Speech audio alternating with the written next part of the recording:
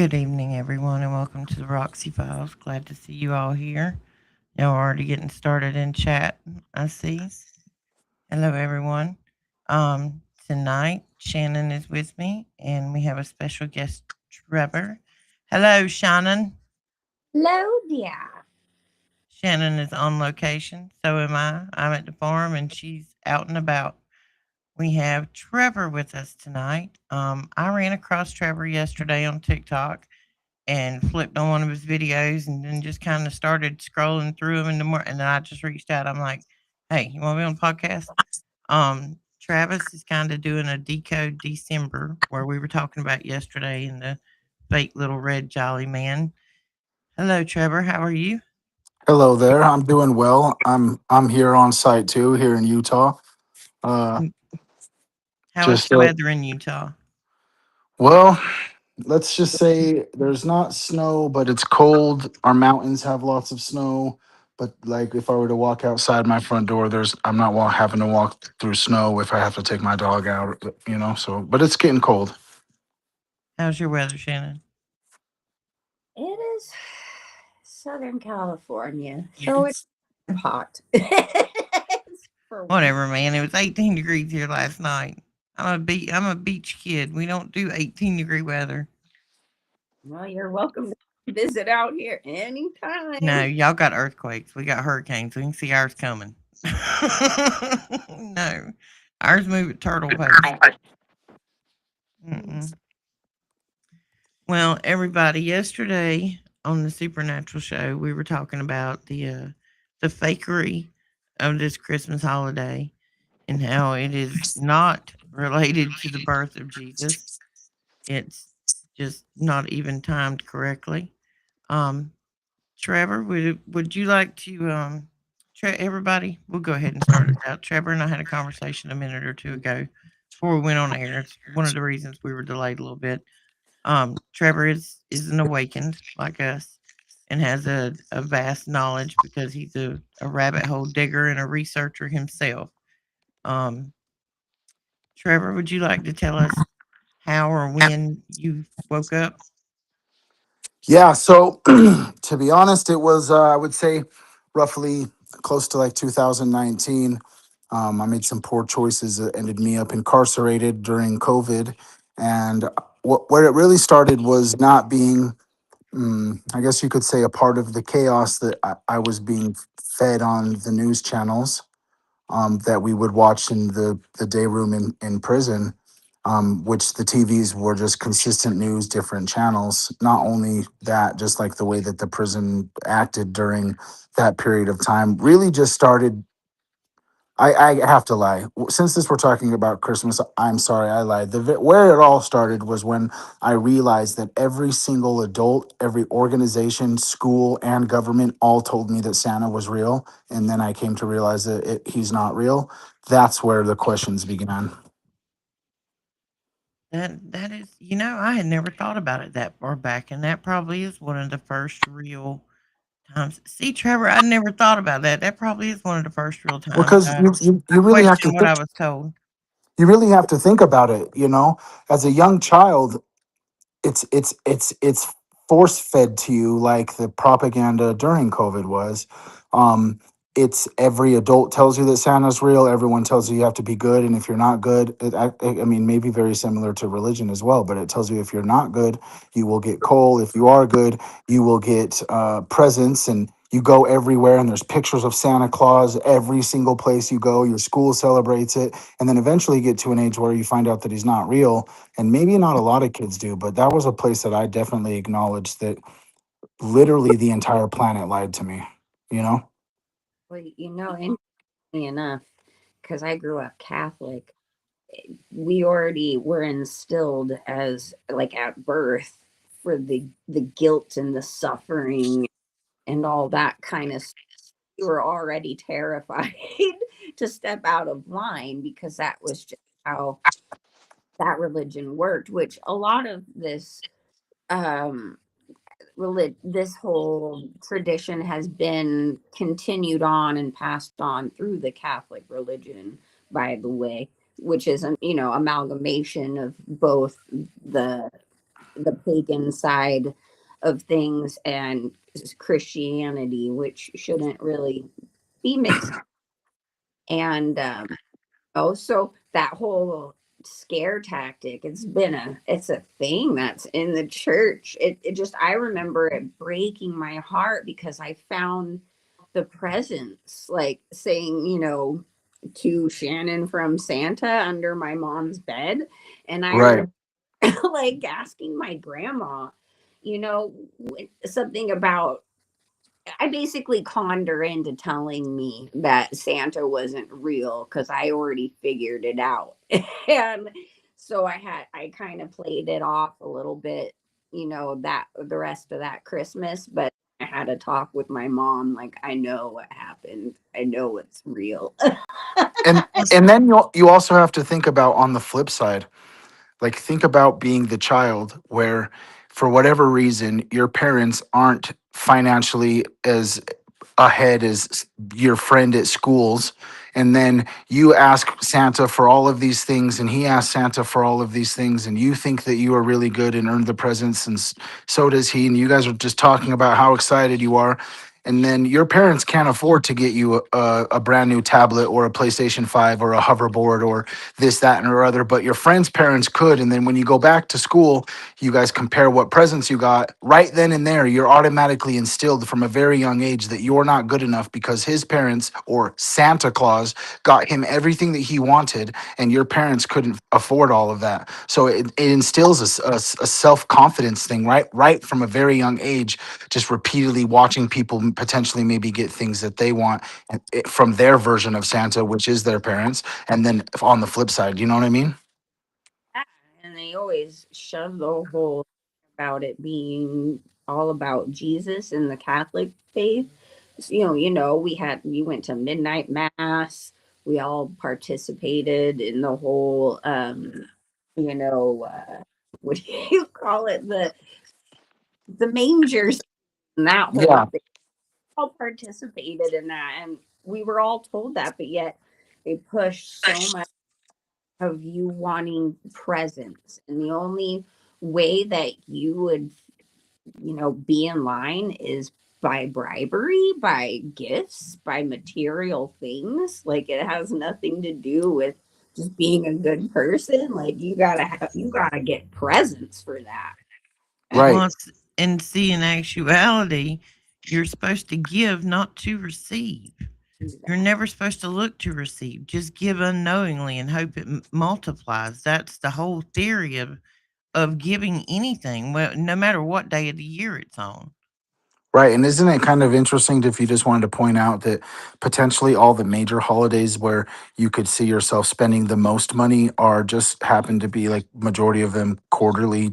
So the profits and the data match when the numbers matter, like there's like, 4th of July is like halfway through the year, Christmas is, and then there's like all these other holidays where they try to propagandize like vacations or camping or barbecues or whatever it may be. To pump I up your just quarterly statements. Right. And to be honest, I've always kind of had this weird vibe, this weird vibration when it came to like traditions and just traditions that I see everybody celebrating when Without really like question. back let's say for example, we'll do some deep diving, so bear with me because this is a lot of information to chew, okay? Go ahead. Okay, so we're gonna start with the where Santa Claus originally even came from. So in Siberian folklore, which is basically was documented in the 19th century, shamans consumed the Amanita muscaria mushroom and would go on these psychedelic trips. Back in Siberia during the Christmas time, there was so much snow that it would completely engulf the entire house. And the only way that you could get in and out of the house was through the chimney because that's the highest point of the house.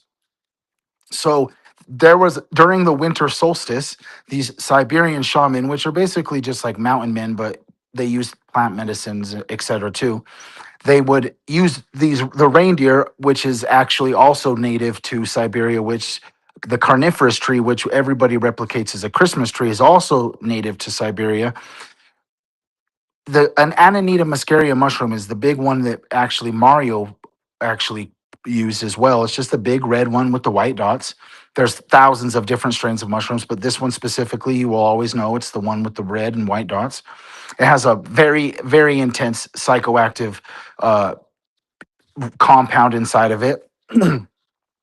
And so what really happened is the reindeer would eat the mushrooms, and then the shaman would ingest its urine, and it was done through like the stomach. And during this ritual on the winter solstice, which is the longest day of the year, the pagans were really into the moon phases and earth phases and seasons and eclipses and the et cetera, et cetera.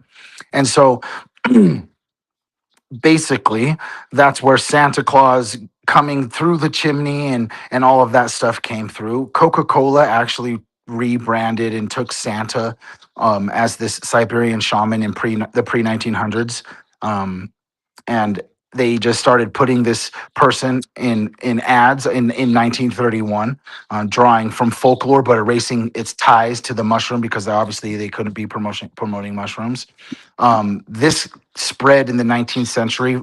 Illustrations like Thomas Nast's Santa, which is a picture with that he did on a poem in 1823, a visit from St. Nicholas. Anyways, the lore goes so deep, but really what where Santa Claus comes from is pagan rituals. Now we all know that after Jesus died, or Yeshua, if you want to call him by his real name, because the letter J during the period of his life wasn't an actual letter yet. But through the translation, it has became Jesus. And so when they obviously he's like I don't know, I guess you could say right now in the media you could say that the biggest thing that's happening politically is like Candace Owens and Charlie Kirk's assassination and all of these things.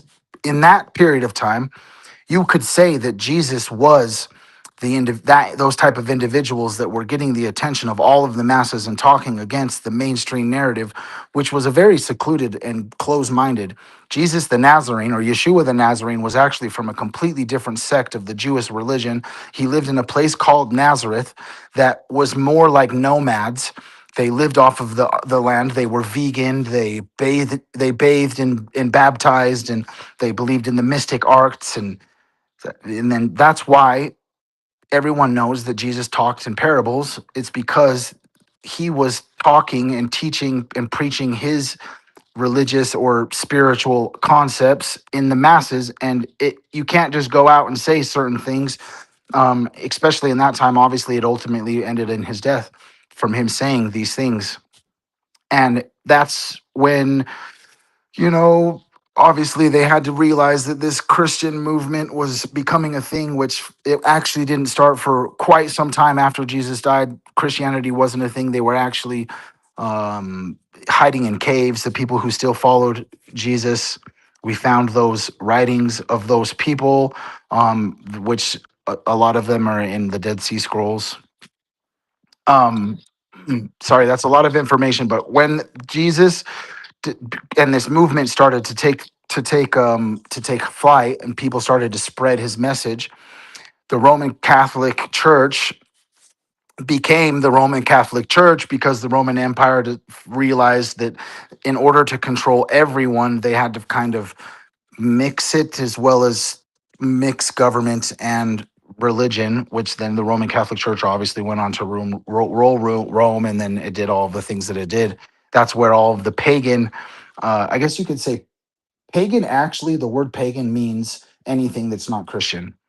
It usually is deciphering a polytheism religion, which poly means multiple. So, like the Vikings or other cultures, they believed in multiple different gods or energies, or however like you wanted to call it, like Odin, Thor, Loki, all of these people from the Norse, the North's in religion. They're all deemed as gods, but they're all separate. It wasn't until the Roman Catholic Church took over Jesus's actual teachings and turned it into monotheism, which is the worship of one individual.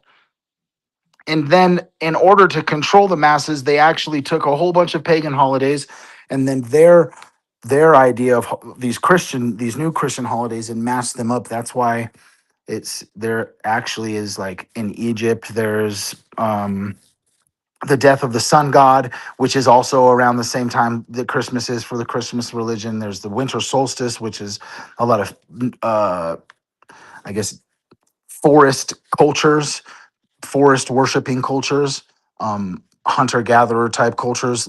Those people followed the winter solstice. There's just like they had to really mash so much different stuff up because obviously the Roman Catholic Church went on to control and conquer everything after that. Really, you know. Trevor, I got to say, dude, you are on it. I'm sitting over here smiling ear to ear. Um, I think the whole audience is too. We understand you. We feel you. Like that was eloquent, sir. It was. It was And that's beautiful. only the beginning. I just had to take a breath, and I wanted you guys to be able to digest all of that. You know. Yep. These are the conversations that we have every week, and I'm I'm honored to have come across you on TikTok yesterday. I Um, appreciate you. Thank you for your kind words. let's see. Let's take a breath here. Let's see who we got in the audience. I see Daniel over there and Diana. Let's see. Lower gods of this world. They grant material rewards of this world. Uh, Do you also want to know something that's kind of crazy? When I know that we were talking about religions that worship one God versus multiple gods, if you want to go back all the way into Moses and the Ten Commandments, the simple fact that in the Ten Commandments it says, "You shall not worship any other gods," that in itself is admittance that there are other gods than the God or the single God that the Christian religion tells you to believe in. That he would the commandments wouldn't specify, do not worship false or other gods, I am the only God, if there wasn't other gods, or I guess energies, you could say. deities, as they would. Deities, right? I mean, this is how I see it. Every like we were talking prior to when we went live, Roxy. Everything is frequency and energy, right?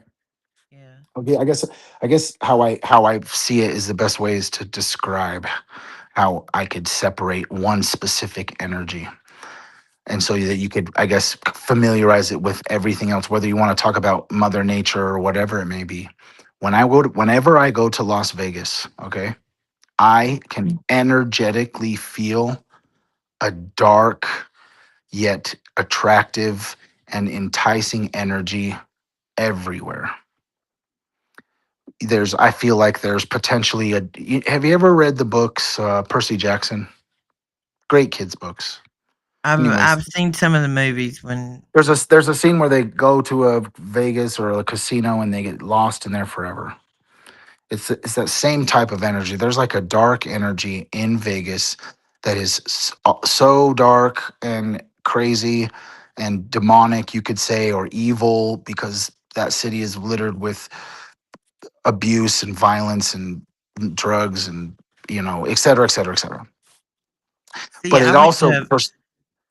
Sorry, I went to Memphis a couple of years ago and went to Beale Street. We went and stayed from like Thursday to Sunday. It was just me and my sister. And when we first got there, the first night we're too exhausted. Next night, I'm like, no, I don't want to go down there. It's crowded. So we ended up going on Sunday. And I can associate that feeling with what you're saying about Vegas. Cause like when you started walking into Beale Street down there, it was just like you could feel I don't know. It's hard to explain. It was like a dark fog of just dirty, yeah, evil Los pulling Angeles, at you. Los Angeles is the same way. like Yeah, Skid Row, Skid Row. If you're familiarizing with Los Angeles or places like that, that's what I'm talking about. Is like the second you enter that area, you can just feel the absence of love. yeah, the Unfortunately, wickedness of it. even San Bernardino, which was kind of the original Hollywood before LA was a big thing, they've been like that for a really long time. There's just places like out here, there's a lot of occult things, and we kind of circle back to the amalgamation of these holidays being something that would try to marry Christianity with these pagan things. And it's so intertwined. And it's not even just in one specific religion anymore. They all have picked up on these things. And, it's a very hard tradition to break, but you can tell certain areas, that darkness that looms, that spirit, you see a lot bigger push on these holidays in your being, Right. LA, just like in your face, bye bye bye. I mean, even though there's all these homeless people all over the place, it's dirty, it's just full of filth on so many levels. You just see this other side of like flashing lights and bye bye bye, and here's the holidays and we're pushing it on you. So it's kind of a catch 22 on that. And they do that with the flashing lights and all that in Vegas and Memphis. Doesn't I mean don't they have all those occultic buildings and things Oh along those? yeah. It's like all kind of their We buildings. just have the Mormons here in Utah. Oh, we got like here, like in Redlands in this area, we were the only place in the whole Southern California area to be allowed to have a Mormon temple. That should tell you how occultic this town is. This place, yeah. Actually, like one of the, I guess where my, I guess perception changed when it came to cults was really just watching a lot of people talk about Scientology and then making the connections to weird cult things that I've watched when it comes to the Mormon religion as well. A lot of people don't know this. I might break the internet right here, at least for your viewers. Mormons believe that they're Christian and they tell everybody that they're Christian, but they're the only Christian denomination that believes that when you get to heaven, you'll be able to get your own planet. Yeah, with lives to multiply. Yeah. They're also the only Really? Christian. They're also the only Christian religion that will tell you that Jesus and Satan are brothers versus say Jesus is the Son of God, and Satan is a fallen angel. Yeah, It's yeah. yeah. The Scientology Really? believe something very similar as the Mormons do, but it's also kind of a little more. It's a little more wacky. And Then, if you wanted to even go further back to the beginning of creation of humans, if you actually really took the genealogy from the Bible, that Adam and Eve had Cain and Abel, I don't necessarily know how well that would work to where thousands of generations later we're just like inbreds, really. Because I mean, if the first child that Eve would conceive isn't a girl, then that means that eventually it would have to. Does that make sense? Without getting too graphic, it just I've seen some clips Well, and videos of the families that there's lots of inbreeding in the deep south, and you just think that our entire species started off of that is kind of crazy to think about. I don't think that Adam and Eve were possibly the only people. They were just the ones in the Garden of Eden. That was just the channel that the book started with, yeah, That I'm so to speak. excited for yeah, the books of Adam and Eve because I got to read those and there's some very interesting explanations. And then, yes, they did also have girls, they had daughters. And yes, inbreeding was a thing, but when it's just the two of you, it's just the two of you, that was right. it is a very strange concept to think about. But think of inbreeding now, and we tend to forget the equation of all of the fallen and the hybrid stuff that got mixed all in that through us. There's still some of that in some of the bloodlines out here on this planet. So a lot of that, and where they get so messed up, and it's just not something you want to do. It's because they're trying to preserve this Nephilim bloodline, and it gets weird. It was never meant to be. It was not natural to begin with. It wasn't No. a made thing. Right. Anything messing with our DNA is not natural. You said Nephilim. Nephilim, yeah. Okay, because that's actually what I was where my thoughts were going when we were started talking about that. When I after I had referenced Adam and Eve, is that if you want to take away the Garden of Eden, ancient Sumerian texts say that an alien race called the Anunnaki came from a star system far away to mine gold on Earth, and it makes sense now if you really think about it. One, why humans are obsessed with gold when in actuality it's actually not really that good of a metal unless you're using it for electronics. And so uh so that's maybe why humans are obsessed with gold, because the people who supposedly came and built these pyramids, as well as created a humanoid species to mine gold that was sentient enough to follow tasks, not just the potentially humanoid species, monkey species that was here. That's potentially maybe why we also see different races in humans, is because that same Anunnaki or alien race went all across the planet, where we have multiple locations across the planet where pyramids, similar but different, are all across the world in different locations. And maybe instead of taking the humans they made in Egypt all the way to South Africa in order for the habitat, for them to acclimate to the habitat, they just went down there and made the same humans, but with the native species of monkey down or ape down there, and that's not all that we went. But the very first human they created, is what I'm trying to get at, is in the Sumerian text. His name is Adamu, which is crazy that the ancient Sumerian texts, Adamu and Adam, sound very similar, which it all could just be stemming from the same thing. Which that's the, to be honest, my personal opinion is the, uh, I guess, creation story I vibrate with the most, is that potentially a higher being, maybe not even from space, just even a different dimension or frequency, came here and created us.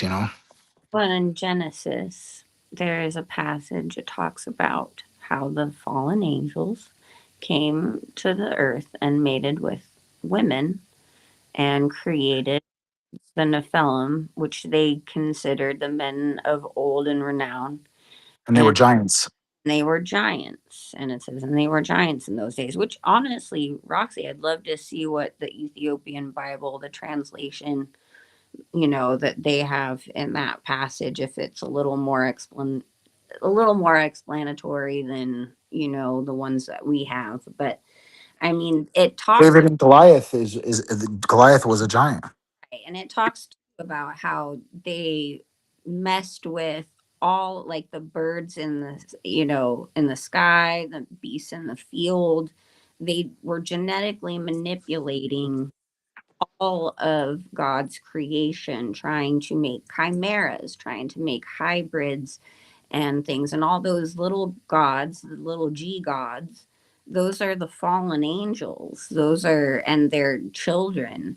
I mean, all these, mythologies you hear from the Norse side or the Greek side or the Roman side, they're all this, or even the South American side, they're all the same beings. Even in Africa, they dress up and have these rituals where they look like the same things as the Kachina dolls here. And with the Native Americans, they were all ruled over by these little G gods, and the main god of creation had separated a people and a section for himself, but he allowed the little gods to rule. Right. And then that's where the flood came in, is after they did all the genetic engineering and made a whole bunch of mistakes. That's where I think that maybe these mythical creatures that our society still holds on to are just memories of creatures that were around prior to the flood, when the gods decided, like, yeah, we made too many mistakes. Let's just get rid of everything. What Well, from the beginning, they've made you conceptualize that anything that was supernatural or otherworldly was just crazy. It wasn't real. It was only what you saw in comic books and movies, that it wasn't possible. Right. it's just, even still, like, what are they doing now in science? They are genetically manipulating all kinds of creatures. They're cloning. They're Bringing back dead ones. yeah. I mean, it's all, there's nothing new under the sun. And it states in Revelations that the times in the end be like in the days of Noah and Right. getting all that genetic manipulation in our face again. And that's not even on top of the fact that there are multiple billion-dollar industries trying to create the first computer that's smart enough or way smarter than us, but the first sentient robot, I guess, you know. I'd say they already have. What I truly believe that AI is the disembodied spirits of the Nephilim, of those children who were banished without flesh into another dimension to, in and out of this one and the other, and trapped. They found another vessel. I mean, it's like part of possession. People believe that, statues or different things can be possessed, dolls. Well, now we Well, got a widespread net of well, and this is where we get back into the situation of teaching all of these children the they and them pronouns, because once you remove something's identity, you open the door for something else to enter. It also says that Jesus says that demons will call themselves they them. They them, yeah. That's why they're pronouncing these kids now instead of them having identities. They're screwing their heads up so they don't have one. Most So of the any time, so people any frequency can enter. absolutely, they're opening the window. They're opening the back door by telling all these kids that they're trans and they don't know who they are. They're just opening the door for demons to get in and nobody's paying that attention. I'm like, come on, people. All it is the back door. speaking of demons and kind of getting it back onto the subject matter. The video I saw of yours before talking about a little bit about Krampus, and I believe that that was the main depiction of the evil demonic spirit behind Christmas, and the fact, of course, stealing children is part of all of that. Yeah, he was the punishment demon. Yeah, can you elaborate a little bit on that for our audience? So I guess it back they've gotten rid of him now, obviously. Maybe at least in the area of like Scandinavia, Switzerland, the area of where I guess Krampus snot parades still happen. Um but he was, I mean, if I guess you could familiarize it with Jesus and Satan. He was the dark version prior to you're gonna get coal in your before you're gonna get coal in your stocking. He was the uh I guess the hell to the heaven. Whereas give me just 1 second. Okay. I have some notes here. Yeah, we love notes, I especially don't, I don't know, Trevor, if you saw the thing that popped up across the screen a while ago, but Daniel would like you to be a part of our network. Yeah, I see. I didn't know that was Daniel. I just seen Yeah, that's that he Daniel. needs to be on the panel. He's a daytimer. He's normally in the bed asleep by now, but he must have stayed up to watch the show. Are you glad you stayed up to watch the show, Daniel? He's usually asleep by now. Hello, everybody out there. Let me know when you're ready to get back at it, Trevor. Yeah, sorry, I'm trying to No, put it no, no. all You together. take your time. We are completely enthralled in this conversation, and the audience is too. They're all loving it. Thank you guys for showing up tonight. Okay, so Krampus is a horned demonic figure from Central European folklore, primarily in the Alpine regions of Austria, Bavaria, Slovenia, Croatia, and northern Italy. Sorry, I was wrong about the geographical location. But basically, like I said, the dark counterpart to Saint Nicholas. While Saint Nick rewards good children with gifts on December 6th, Krampus punishes them for the naughty ones. He was half goat, half demon. He let's see, his origins. Pre-Christian roots is likely from pagan Alpine traditions, not directly Norse, but despite some myths linking him as like the son of Hail, which is a Norse, the goddess of the underworld. He let's see, in the 16th and 17th century, um in German speaking areas is when he was like first became like very prominent. Christian incorporation, I have this down, is that he became Saint Nicholas's companion. The church tried to suppress him multiple times throughout I guess takeover of Christmas that was happening. Now Krampusnacht is on Krampus night, sorry, but it's not, it's spelled Nacht, is on December 5th, and Krampus visits homes with Saint Nicholas. So he was like, I guess, the homie of, I guess, Santa, what we know now. So it's kind of interesting to really think that nowadays, obviously, they can't promote this in at least in America. They couldn't necessarily every year be promoting this demon, right? When we're supposedly supposed to be a predominantly Christian country. So Krampus represents the dark side of Christmas. Like if you, it really goes to show like how esoteric or pagan the original beliefs really were, is that even in these very widespread celebrations or traditions, they had to express duality. So they had like the light and the dark, or the good and the evil, you could say. But they still have celebrations of in these areas in the world about Krampus. Yeah, they just had some kind of festival, didn't they? Yeah, it was on December 5th. Germany is the primary area where they still have the festivals, but there's still a few other Scandinavian places that do have that festival. And it's interesting too because there's usually a lot of reports of just absolute insanity, of a lot of just debauchery and horrible acts with people who are just, dressed up as Krampus. They get, wasted or whatever, and then they go and do horrible demonic things. It's like it embodying the spirit of it. Right. Well, and the whole thing about hiding behind mask and makeup, even like on Halloween, when you're hiding who you are, you're pretending to be something else. When people put a mask on, whether it be for, social media or Halloween or anything, when you put a mask on and you're not yourself, you're hiding something.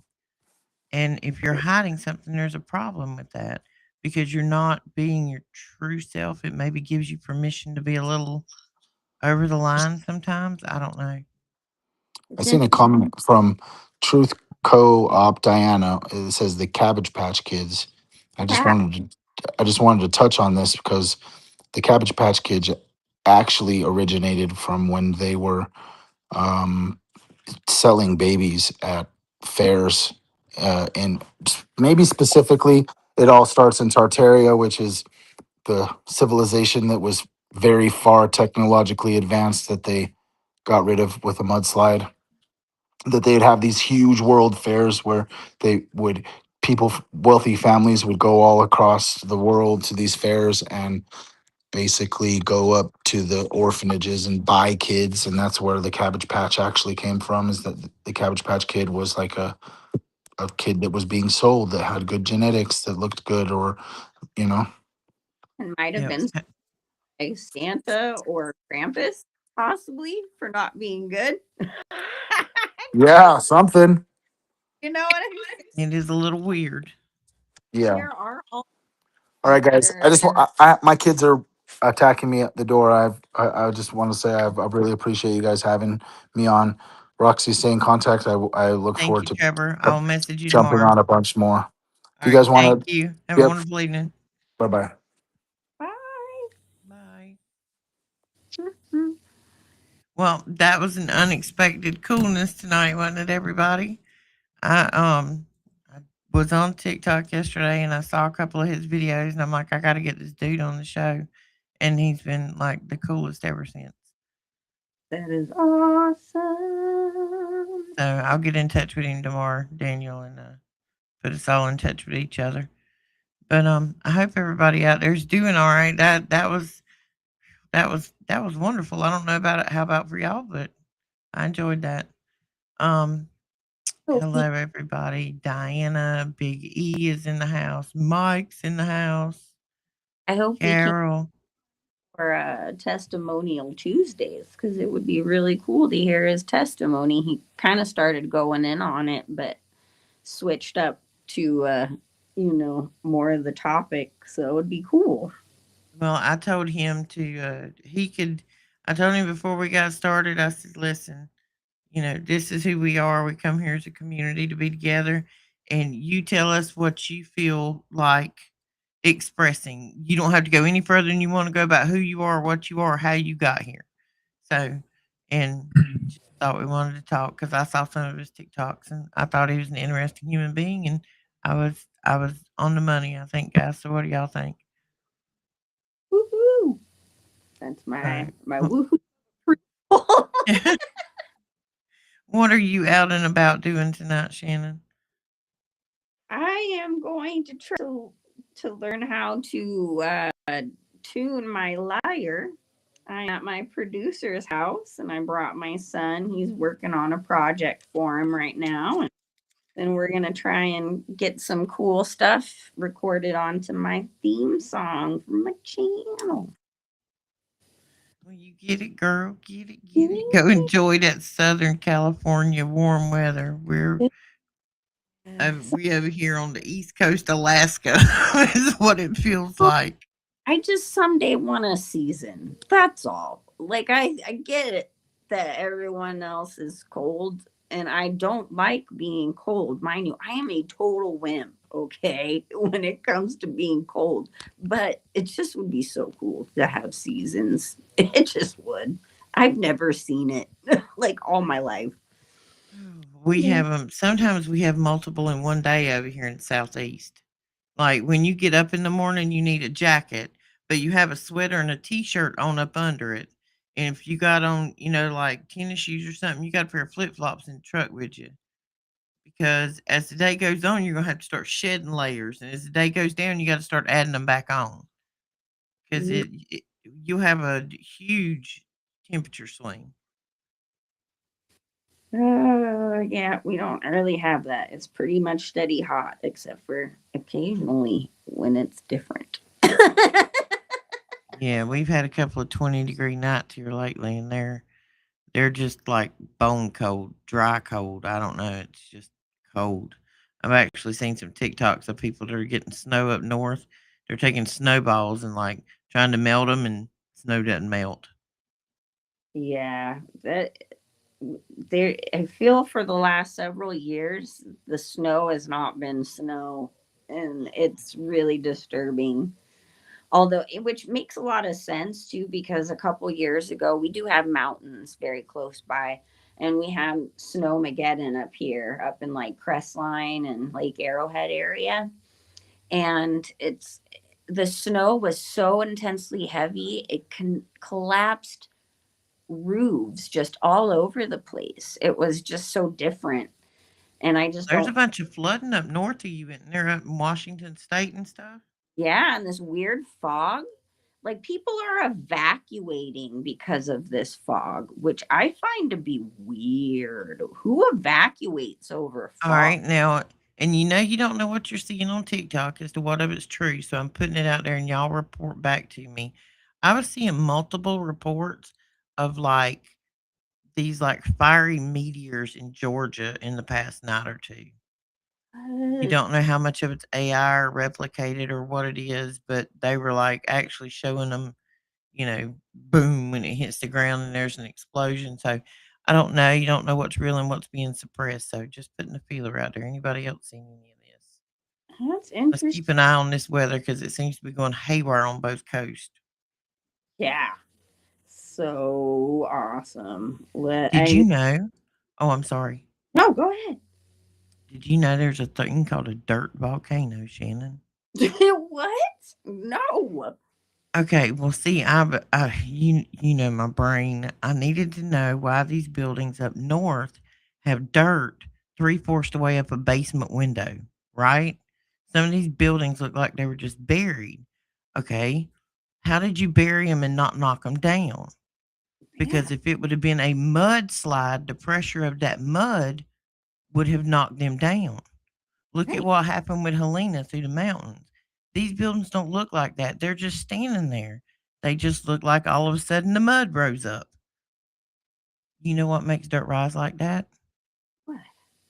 You can, if it's in sandy soil, you take a bucket of sandy soil and you put like below it, you put an air pad, it's going to blow air up through the sand. The sand will liquefy and everything in it will sink. It's Interesting. called a dirt volcano. It's like a lavaless volcano. It's heat and air, and it comes up and like aerates the sand, so it just vibrates whatever's on top of it down. Do they also call it liquefaction? Yes, Ah, ah, ha, ha, ha. See it's a this? dirt volcano. It's just like hot air. It's like steam. You know what I'm saying? Like you got a volcanic eruption, but instead of it being lava, it's just like hot steam, and it just liquefies the dirt, and everything sinks down. So Interesting. what caused that? Exactly what caused that? What energy did you set off in the earth to cause that to get that hot to go all of a sudden? Hmm. See, Do you that's on screen number 3 in my brain right now. gonna say? Do you have further information on this, or are you still? Working on it. I got distracted in the Gospel of Mary Magdalene today, and Eh, I'm reading an company with it, and yeah, I got like sidetracked for 7 hours in this today. that is Couldn't stop. awesome. That is awesome. But yes, vibration, frequency. That is what caused it, Diana. And I'm pretty sure we're talking Tartaria and all of his stuff just sinks. And then they steal some time. They just stole it. They moved your calendar right on up. But anyway, that's where my brain's at. That's where my theory's at the moment. My spreadsheet is leading me there, we shall say, putting the clues together. What rabbit hole are you in, Shannon, before we leave these fine folks tonight? I am kind of on several of them right now.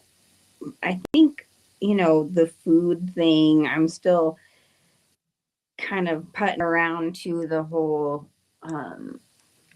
two witnesses. Like this two witness thing, I'm super intrigued. So I might have to do a show on that here soon. Follow what you called for. Yeah.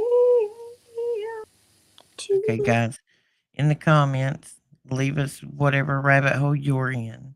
Tell us where you're at. Let's see if anybody's got a puzzle piece somebody's missing.